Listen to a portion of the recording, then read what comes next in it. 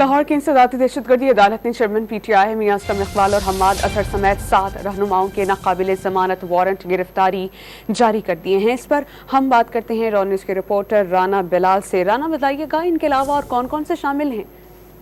जी देखिए समिया, लाहौर की इंसदादी दहशतगर्दी अदालत ने चेयरमैन तहरीक इंसाफ, इसके साथ साथ मियां असलम इकबाल, हम्माद अजहर समेत दीगर जो तहरीक इंसाफ के रहनुमा हैं उनके नाकाबिले जमानत वारंट गिरफ्तारी जो है वो जारी कर दिए हैं। अदालत ने तफ्तीशी अफसर की दरख्वास्त पर इन मुलजमान के नाकाबिले जमानत वारंट गिरफ्तारी जो है वो जारी किए। लाहौर पुलिस ने इन मुलजमान के खिलाफ थाना नसीराबाद और मॉडल टाउन में मुकदमा जो है वो दर्ज कर रखे हैं।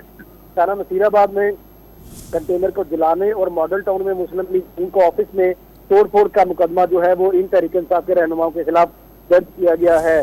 तो इंसदादी दहशतगर्दी अदालत ने जो तफ्तीशी अफसर है उनकी इस्तदा को मंजूर किया और चेयरमैन तहरीक इंसाफ मियां असलम इकबाल, हम्माद अजहर, मुसरत जमशेद चीमा, मुराद राज, हसान न्याजी और जमशेद इकबाल चीमा के जो है वो नाकाबिले जमानत वारंट गिरफ्तारी जारी कर दी है। जो पुलिस ने दरख्वास्त जमा करवाई थी उसमें ये कहा गया था कि मुलजमान जो है वो पेश नहीं हो रहे और उन्होंने खुद को रूपोश कर लिया है, इसलिए उनके नाकाबिले जमानत वारंट गिरफ्तारी जारी किए जाए।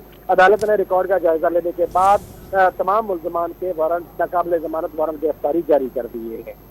बहुत शुक्रिया, आप हमें अपडेट कर रहे थे राना बिलाल।